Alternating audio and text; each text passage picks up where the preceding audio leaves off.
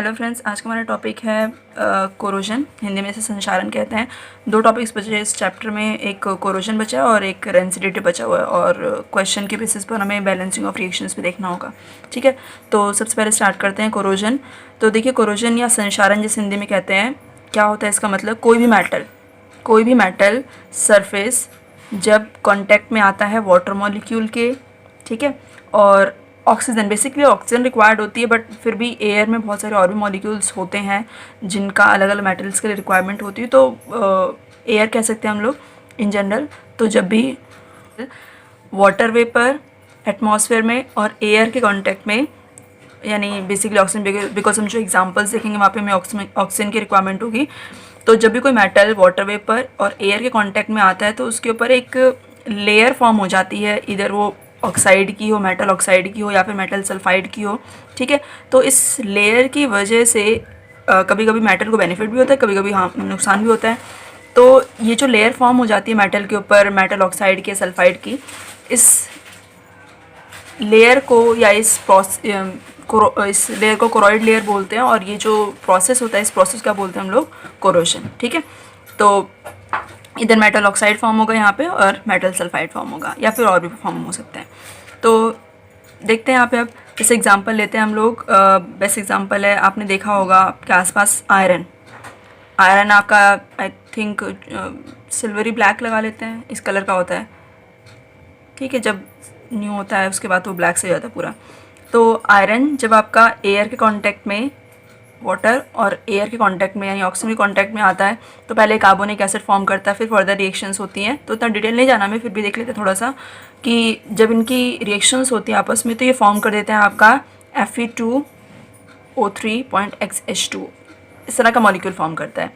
ये जो formation of compound है, इसी को हम बोलते हैं मतलब जो कोरोजन होता है, जो जंग लग जाता है किसी भी चीज़ के ऊपर या लोहे के ऊपर, तो कोरोजन, कोरोइड लेयर या कोरोजन जो भी है, ये फॉर्म हो जाता है आपका। ठीक है, अब बाकी किसी मेटल के लिए हम यूज़ करेंगे तो हम वर्ड कोरोजन यूज़ करेंगे, बट अगर हम मेटल के लिए यूज़ करेंगे तो हम लोग इसके लिए रस्टिंग ऑफ आयरन यूज़ करेंगे, बिकॉज आयरन बहुत कॉमन होता है हमारे आसपास, हम बहुत ज़्यादा अमाउंट में आयरन को यूज़ करते हैं, तो उसके लिए एक अलग से वर्ड दिया गया है, रस्टिंग ऑफ आयरन। ठीक है, तो यानी हिंदी में लोहे में जंग लगना।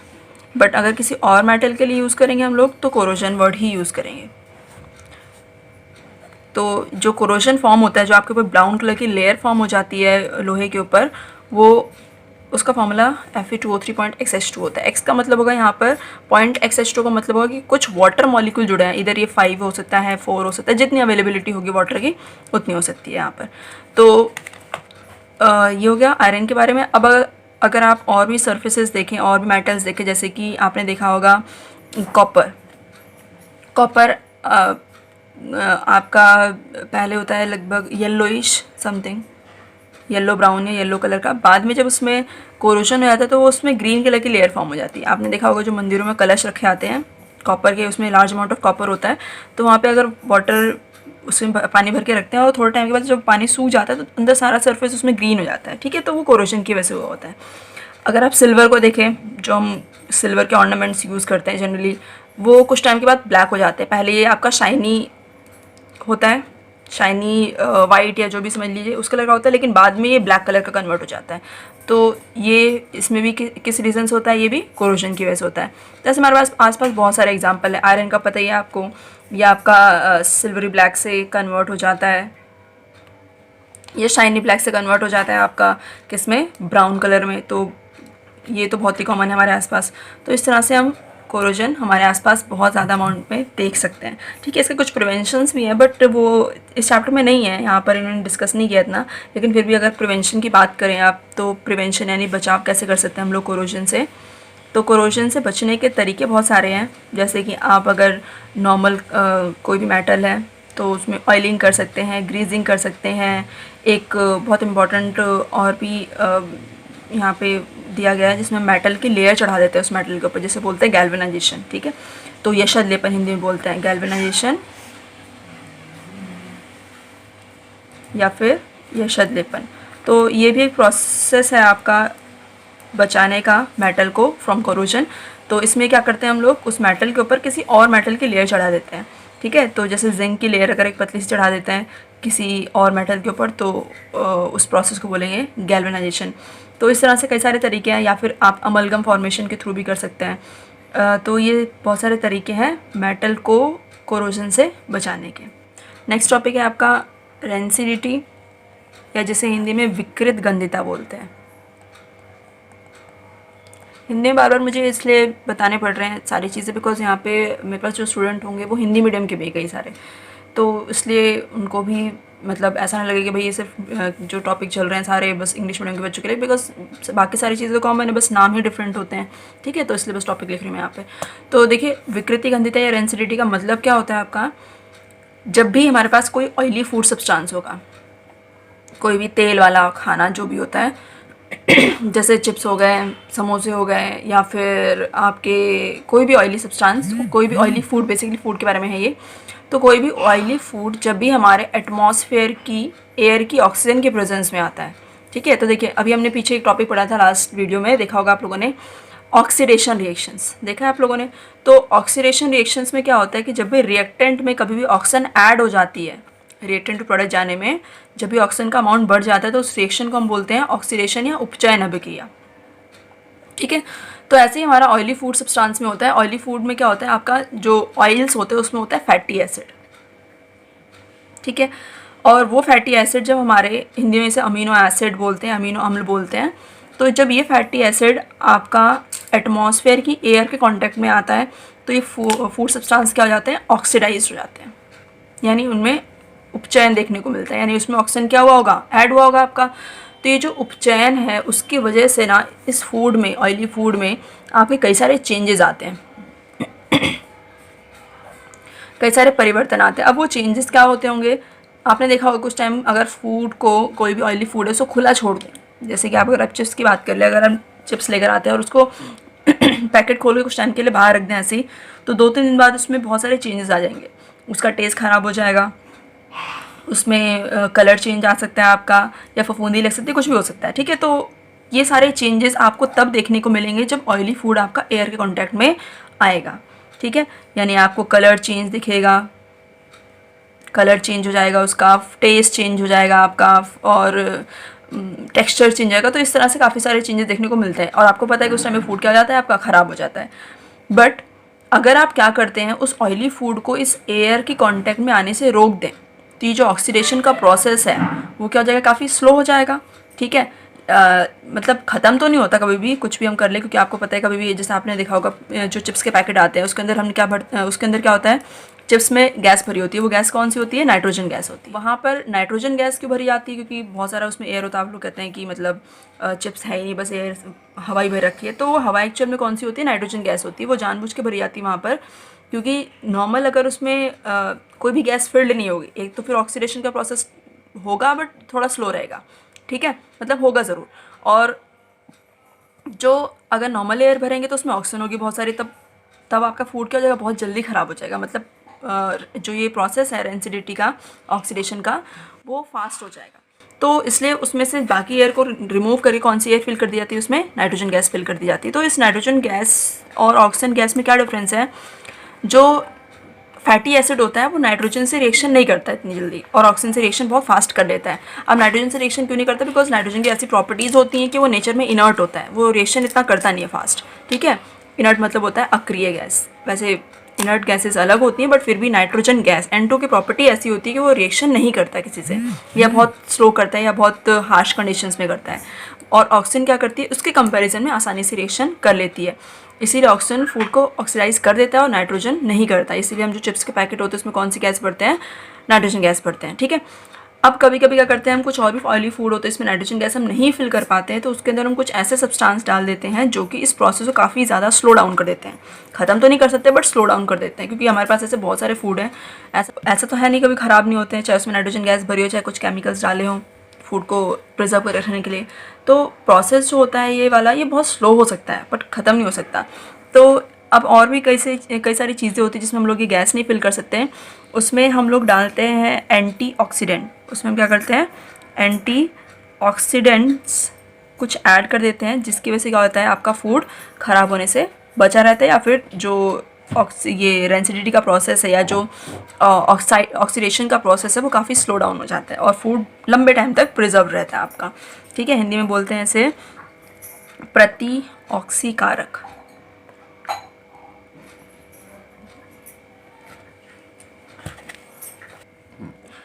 अब हमारा नेक्स्ट टॉपिक है बैलेंसिंग ऑफ रिएक्शन।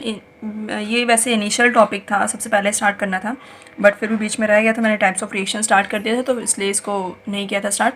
बट अभी कोई बात नहीं, लेकिन क्वेश्चन इसके ऊपर है तो इसको क्वेश्चन के हिसाब से इसको समझेंगे। ठीक है, तो देखिए बैलेंसिंग ऑफ रिएक्शंस क्या होती हैं आपकी। पहले तो देखते हैं कि बैलेंसिंग होती क्या है और फिर करते क्यों है। ठीक है, तो देखिए जब भी आप रिएक्टेंट से प्रोडक्ट फॉर्म करते हैं, मतलब जब भी कोई रिएक्शन होती है तो कुछ इस तरह से उसको रिप्रेजेंट करते हैं हम लोग। फॉर एग्जांपल ले लेते हैं जैसे कि H2 प्लस O2 फॉर्म कर रहा है सपोज H2O।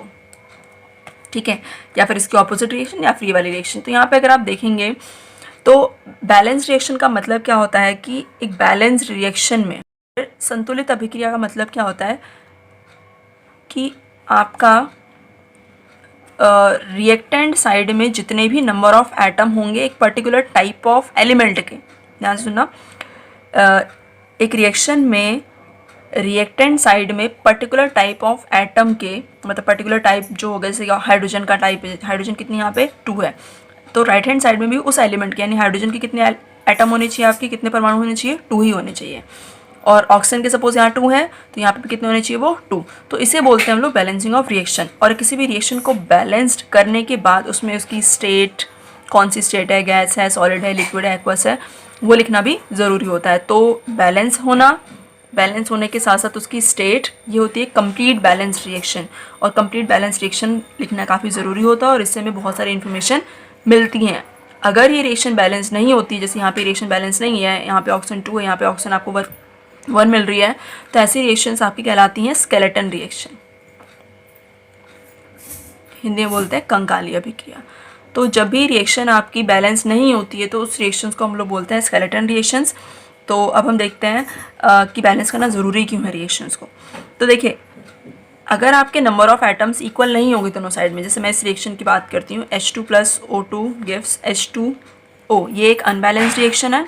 और H2 प्लस O2, देखिए यहाँ पे ये फॉर्म हो रही है रिएक्शन में। तो यहाँ पे देखो H2 2 हाइड्रोजन है तो इधर भी 2 हाइड्रोजन है। ऑक्सीजन कितनी है 2, यहाँ पे कितनी है 1। फिलहाल मैं भी लिख देती हूँ यहाँ पे 2, बाद में हम देखेंगे कैसे किया मैंने इसको। क्योंकि यहाँ पे देखो 2 ये हो जाएगा और हाइड्रोजन 4 हो जाएगी, 4 हो जाएगी तो यहाँ पे क्या लगाना पड़ेगा आपको 2 इंटू में 2 4। ठीक है, अभी हम प्रोसीजर देखेंगे पूरा। तो यहाँ पे देखो ये एक अनबैलेंस रिएक्शन है यानी एक स्केलेटन रिएक्शन है और ये क्या है, एक बैलेंस रिएक्शन है। तो अब हम देखते हैं कि हम इसको बैलेंस क्यों कर रहे हैं। देखिए अगर हम रिएक्शन को बैलेंस करेंगे तो एक लॉ होता है, law of conservation of mass. ठीक है, एक बेसिक लॉ 9th क्लास में पढ़ा होगा आप लोगों ने, law of conservation of mass, द्रव्यमान संरक्षण का नियम। ये लॉ क्या कहता था, ये जो लॉ है आपका द्रव्यमान संरक्षण का नियम, ये क्या कहता है, बहुत बेसिक लॉ है। क्या कहता है कि कोई भी अगर रिएक्शन हो, मतलब जो मास है वो ना ही कंजर्व होगा ना ही फॉर्म होगा। और कहाँ पे फॉर्म नहीं होगा, जब भी कोई रिएक्शन हो रही है सपोज, तो जो रिएक्टेंट साइड में मास होगा, मास ऑफ रिएक्टेंट हमेशा इक्वल होना चाहिए जो प्रोडक्ट में फॉर्म हुआ है उसके मास के। तो मास ऑफ रिएक्टेंट इक्वल आना चाहिए किसके, मास ऑफ प्रोडक्ट के। यहाँ पे भी वही होगा, मास ऑफ रिएक्टेंट इक्वल होना चाहिए किसके, मास ऑफ प्रोडक्ट के। तो अगर हम यहाँ पे निकालें मास, देखिए हाइड्रोजन कितनी है 2, एक का मास कितना होता है 1, प्लस में ऑक्सीजन है, ये दोनों है ना रिएक्टेंट, तो ऑक्सीजन कितनी है 2, एक का मास कितना होता है 16, तो 2 प्लस 16 इंटू में 2 इंटू में 1 2, और ये 32 तो कितना आएगा 34। ठीक है, ग्राम पर मोल या ग्राम। अब यहाँ पे देखिए यहाँ पे कितना होगा आपका, ये 2 हाइड्रोजन है, वाटर मॉलिक्यूल है ना, 2 हाइड्रोजन, एक का मास 1, प्लस में ऑक्सीजन कितनी है 1, एक का मास 16, तो कितना मास आ रहा है 18। तो यहाँ पे देखिए ये 34 ग्राम्स आ रहा है और ये 18 ग्राम। तो यहाँ पे अगर आप देखो तो यहाँ पे मास ऑफ रिएक्टेंट इक्वल नहीं है किसके, मास ऑफ प्रोडक्ट के, यानी कि आपका law of conservation of mass यहाँ पे फॉलो नहीं हो रहा। ठीक है, तो जो लॉ है आपका जिसमें क्या कहा जाता है कि मास ऑफ रिएक्टेंट इक्वल होना चाहिए मास ऑफ प्रोडक्ट के, यानी कि द्रव्यमान अभिकारक का बराबर होना चाहिए उत्पाद के द्रव्यमान के, तो वो यहाँ पे फॉलो नहीं हो रहा है, यानी कि ये law of conservation of mass को फॉलो नहीं कर रहा, और जो कि पॉसिबल नहीं है। कोई भी रिएक्शन इस लॉ को वॉलेट नहीं कर सकती है, ठीक है। तो यानी ये जो रिएक्शन है वो बैलेंस नहीं है, इसलिए ऐसा हो रहा है। अब अगर देख लेते बैलेंस रिएक्शन में क्या ये फॉलो कर रही है नहीं कर रही है, तो देखिए 2 इंटू में 2 कितनी हाइड्रोजन है 4, इंटू में हाइड्रोजन का मास कितना होता है 1, प्लस में ऑक्सीजन कितनी है 2, एक का मास कितना होता है 16, सॉरी, तो 4 प्लस में 32 which is equals to 36 grams. अब अगर आप यहाँ पे देखें, देखो 2 आप कई सारे तरीके से कर सकते हो, 2 इंटू में 2 4 कर लीजिए, या फिर 2 पहले लगा दो और फिर ब्रैकेट में इसको सॉल्व कर लो। कितने हाइड्रोजन है 2 इस पार्ट को, ठीक है, कितने हाइड्रोजन है 2, एक का मास कितना है 1, प्लस में ऑक्सीजन कितनी है, इसको छोड़ देना अभी क्योंकि हमने पहले लगा लिया यहाँ पे। ऑक्सीजन कितनी है 1, एक का मास कितना है 16, तो ये क्या होगा 2 अंदर कितना आ जाएगा 2 प्लस 16 18, मल्टीप्लाई कर दिया कितना आया 36। तो अगर आप यहाँ पे देखें ये जो मास है 36 रिएक्टेंट का मास और 36 प्रोडक्ट का मास दोनों इक्वल आ रहा है, यानी यहाँ पे मास ऑफ रिएक्टेंट इक्वल आ रहा है किसके, मास ऑफ प्रोडक्ट के। तो ये law of conservation of mass को फॉलो कर रहा है, यानी कि जो हमारा बेसिक लॉ है किसी भी रिएक्शन के लिए कंजर्वेशन ऑफ मास का, उसको फॉलो करता है ये। तो इसीलिए हमें रिएक्शन को बैलेंस करना ज़रूरी है। एक्सरसाइज में क्वेश्चन नंबर 4 भी है आपका कि what is a balance chemical equation, Y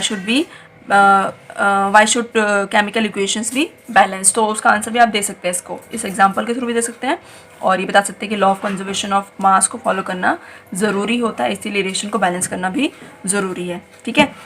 तो अब हम बढ़ते हैं कि इस टॉपिक में आगे बढ़ते हैं कि रिएक्शन को बैलेंस करते कैसे हैं, ठीक है। ये तो था क्यों बैलेंस करते हैं, अब देखते हैं कैसे करते हैं बैलेंस। एनसीईआरटी क्वेश्चन नंबर 6 है, तो देखो यहाँ पर ये रिएक्शंस लिखी है, ये रिएक्शन बैलेंस नहीं है, ठीक है। ये आपको केमिकल फॉर्मूलाज की फॉर्म में गिवन है, बट आपको उसको बैलेंस करना है। तो बैलेंस कैसे करते हैं, यहाँ पे क्या होगा आपका, आपको करना क्या होगा, जैसे हमने पीछे देखा था कि जिस भी टाइप के एलिमेंट होंगे वो रिएक्टेंट में जितने हैं प्रोडक्ट में भी उतने ही होने चाहिए, ठीक है। जैसे यहाँ पे हाइड्रोजन अगर आप देखें तो रिएक्टेंट में हाइड्रोजन कितनी है 1, और यहाँ पे भी हाइड्रोजन है, तो यहाँ पे हाइड्रोजन कैसे काउंट करेंगे, ये जो 2 है वो इससे भी इंटू होगा और ये 2 इससे भी इंटू होगा, तो यहाँ पे कुछ नहीं है तो 1 है, तो 2 इंटू में 1 2, यानी यहाँ पे हाइड्रोजन कितनी मिल रही है आपको 2, और यहाँ पे हाइड्रोजन कितनी मिल रही है 1, टोटल कितना हो गया 3, ठीक है। अगर आप यहाँ पे देखो तो यहाँ पे हाइड्रोजन कितनी है प्रोडक्ट साइड में, सिर्फ यहाँ पर है 2।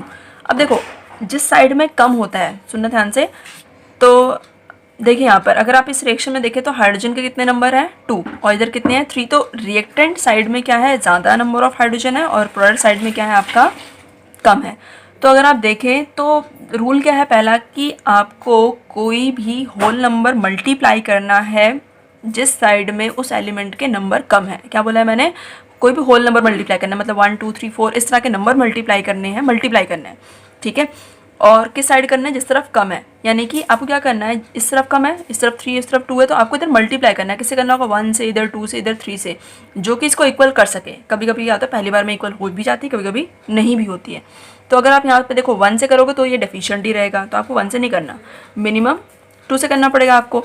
जब 2 से अगर आप कर रहे हो, देखो 2 से कर रहे हो तो 2 कहाँ लगाना है आपको, 2 हमेशा आप उस कंपाउंड के आगे ही लगा सकते हो, ठीक है। मतलब आप ये नहीं कि यहाँ पे 2 इंटू में 2 यहाँ पे करें 4 लगा दो, या यहाँ पे 2 लगाओ बीच में, ऊपर लगाओ नीचे लगाओ, कहीं नहीं लगाना, आपको उस कंपाउंड के आगे ही लगाना है। यहाँ पे अगर आप देखो तो ये जो 2 हमने लगाया है, एक्चुअल में उसको कैसे देखेंगे अब, तो ये जो 2 होगा वो इससे इंटू होगा, यानी 2 इंटू में 2, हाइड्रोजन कितनी है यहाँ पर 4। ये आपको बाद में बहुत यूज़ होगा इसका, ठीक है। तो इस टॉपिक को बहुत ध्यान से करना है आपको, और ये जो चीज़ें छोटी छोटी बता रही है उसको बहुत ध्यान रखना है आपको, इसलिए मैं साइड में लिख रही हूँ सारी चीज़ें। तो हाइड्रोजन कितनी है 2 इंटू में 2 4, तो ऑक्सीजन का नंबर यहाँ पे कितना होगा, यहाँ देखो कुछ नहीं है तो 1, और ये नंबर मल्टीप्लाई होंगे, कितने होंगे 2 इंटू में 1 यानी कि 2, तो हाइड्रोजन कितनी हो गया अब यहाँ पे 4, ठीक है। तो हाइड्रोजन नंबर कितना हो गया यहाँ पर 4, ऑक्सीजन कितनी हो गई 2, तो चलो ऑक्सीजन तो बाद में यूज़ होगा, बट हाइड्रोजन देखो यहाँ पे कितनी है 4। अब अगर आप देखें अपनी रिएक्शन में वापस रिएक्टेंट साइड में, तो हाइड्रोजन यहाँ पे 1 और यहाँ पे 2 कितनी है 3 है। तो अगर आपको अब क्या है, अब ये डेफिशिएंट साइड है, तो यानी अब आपको यहाँ पे भी मल्टीप्लाई करना पड़ेगा कुछ, ठीक है, बिकॉज इक्वल नहीं हुआ पहले बार में आपका।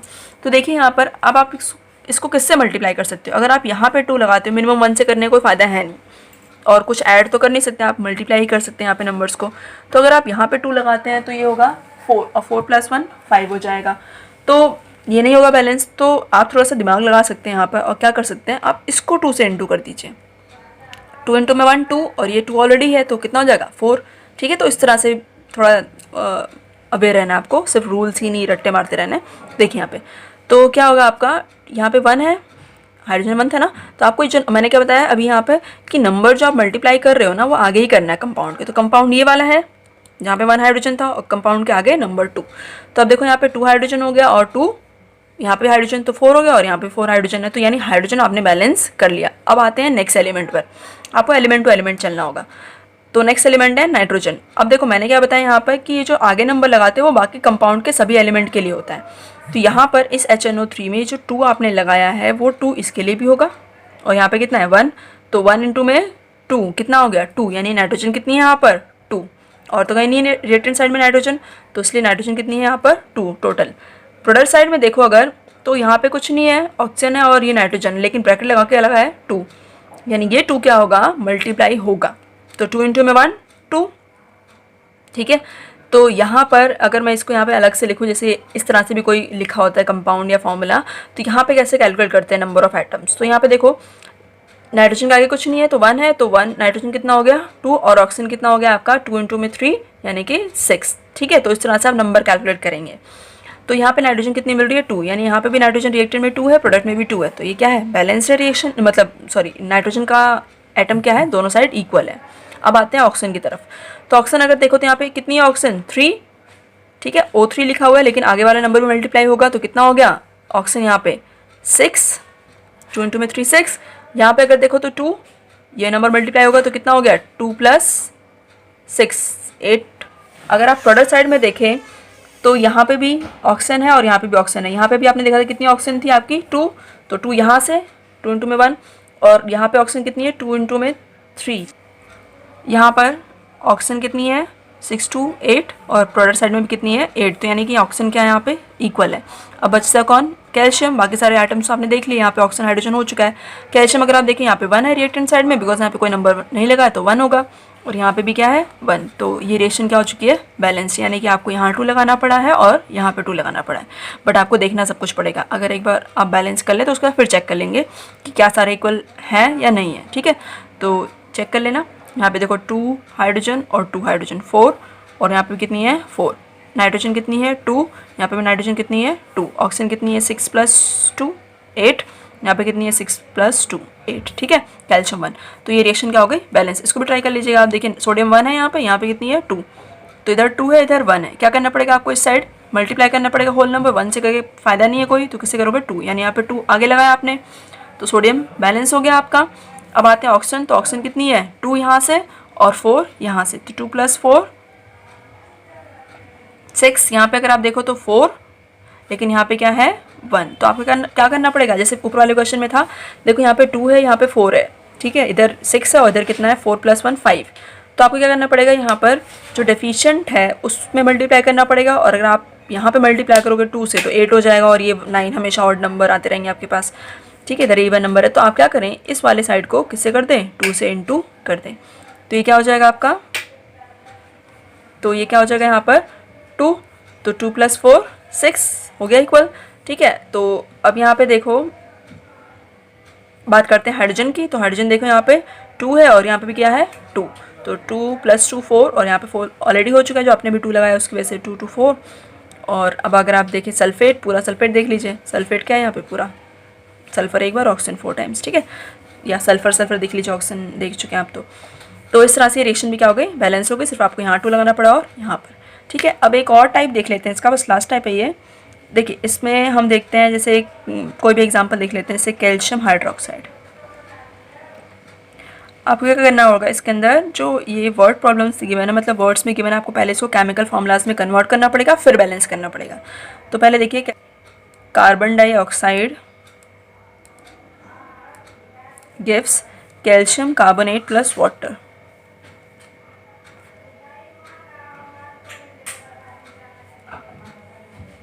ठीक है, देखिए कुछ फॉर्मूले आपको डायरेक्टली याद रख लेने चाहिए, वाटर H2O, ठीक है, क्योंकि उनका केमिकल नाम नहीं देते, हाइड्रोजन ऑक्साइड नहीं देते उसको, हमेशा वो वाटर बोलेंगे।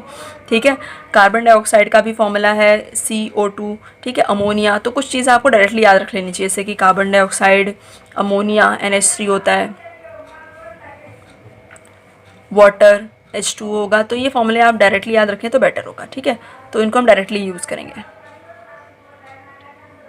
कार्बन डाई, डाई मतलब 2 और ऑक्साइड, ठीक है। तो यहाँ पे देखिए कैल्शियम हाइड्रोक्साइड फॉर्मूला, पहले आपको उसको फॉर्म करना पड़ेगा। पहले फॉर्मूला बनाओगे इस तरह से, उसके बाद उसको फिर बैलेंस करोगे। तो उसके लिए आपको थोड़ा सा पीछे आना पड़ेगा, मतलब 9th क्लास की एक टेबल आपने लर्न की होगी 3.6, वहाँ पे आयंस के चार्जेस लर्न किए होंगे आप लोगों ने, ठीक है। तो वो याद रखने पड़ेंगे आपको, नहीं याद किया तो याद करने पड़ेंगे, बिकॉज उसके बिना फिर आप इस तरह के इक्वेशंस तो नहीं कर पाओगे सॉल्व। तो देखिए कैल्शियम Ca2+, या फिर मैं आपको लिंक यहाँ पे प्रोवाइड करवा दूँगी, इसका लिंक है मैं आपको यहाँ पे इसकी पिक्चर डिस्क्रिप्शन बॉक्स में दे दूँगी, ठीक है। तो आप वहाँ से देख सकते हैं। तो कैल्शियम हाइड्रोक्साइड में कैल्शियम पहले देखिएगा Ca2+, हाइड्रोक्साइड क्या होगा OH-, ठीक है। उस टेबल में आप देख सकते हैं यहाँ पे कैल्शियम Ca2+ होगा और हाइड्रोक्साइड क्या होगा OH- की फॉर्म में होगा। तो क्या करते हैं आप लोग, चार्जेस को यहाँ पे क्या करते हैं, एक्सचेंज करते हैं, पॉजिटिव नेगेटिव कैंसिल हो जाते हैं। तो Ca के पास क्या आया आपका 1 लिखने की ज़रूरत नहीं है वैसे, और OH ऑक्सीजन का अलग एटॉमिक नंबर है, हाइड्रोजन का अलग एटॉमिक नंबर है।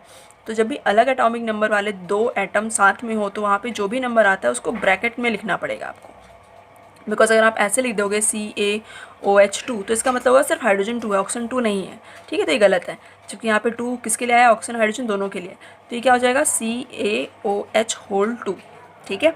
तो यहाँ पे फॉर्मूला क्या बना कैल्शियम हाइड्रोक्साइड का CaOH2+, ठीक है। कार्बन डाइऑक्साइड डायरेक्टली लर्न कर लीजिए। तो CO2 कैल्शियम कार्बोनेट, अब देखो कैल्शियम के ऊपर क्या होता है Ca2+, कार्बोनेट को आपको दिख जाएगा वहाँ पे क्या होगा CO3 2-, ठीक है। इक्वल ऑपोजिट चार्ज होते हैं, मतलब यहाँ पे 2+ में हो 2 हो, मतलब एक प्लस होगा एक माइनस होगा, +1 -1 हो, इस तरह से इक्वल चार्ज हो, मतलब 1 1 2 2 3 3, और ऑपोजिट साइन में ऑपोजिट होंगे ही होंगे। तो क्या बनेंगे, ये कट जाएंगे और सीधा फॉर्मूला ऐड होगा और क्या बन जाएगा CaCO3। तो क्या बना इसका फॉर्मूला CaCO3 वाटर H2O। अब बैलेंस करना सीधा आपको। तो देखिए यहाँ पर कैल्शियम कितनी है 1, यहाँ पे भी कैल्शियम कितनी है 1, ऑक्सीजन कितनी है 2, यहाँ से अभी ऊपर देखा था हमने मल्टीप्लाई होंगे ये नंबर, और यहाँ से ऑक्सीजन क्या आ गया 2 2 2 4। यहाँ पे देखो कार्बोनेट में ऑक्सीजन है और यहाँ पे एक ऑक्सीजन, यहाँ ऑक्सीजन 3 यहाँ पर है और यहाँ पर एक ऑक्सीजन है, तो कितना आ गया 4। अब वाटर में हाइड्रोजन को देखो, तो ऑक्सीजन क्या है इक्वल है दोनों साइड, तो आपको ऑक्सीजन को बैलेंस करने की ज़रूरत नहीं है।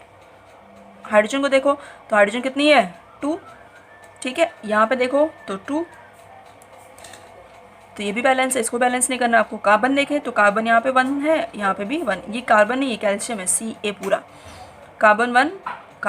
तो रिएक्शन में कुछ बैलेंस करने के लिए है नहीं, बिकॉज ये रिएक्शन पहले ही से क्या है बैलेंस है आपकी, ठीक है। तो बस आज के लिए इतना ही, बाकी ये चैप्टर तो फिनिश हो चुका है। आप लोग क्वेश्चंस करिए, मुझे अगर लगता है कोई और इंपॉर्टेंट क्वेश्चंस तो हम नेक्स्ट वीडियो में देखेंगे, अदरवाइज फिर नेक्स्ट चैप्टर स्टार्ट करते हैं। थैंक्स।